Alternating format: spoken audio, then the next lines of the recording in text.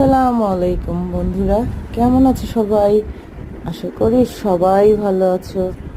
আর ভালো থাকাটাই দরকার, কারণ সামনে যে আমাদের ঈদ। তো যাই হোক বন্ধুরা, আজকে তোমাদের মধ্যে নিয়ে আসলাম নতুন একটি গরুর গল্প। এই গরুটি ছোট্ট একটি গরুর গল্প, তবে গরুটি আসলে ছোট নয়। এটার নাম ভুট্টি গরু। এই গরুটি আফ্রিকা থেকে আমদানি করা হয়েছে।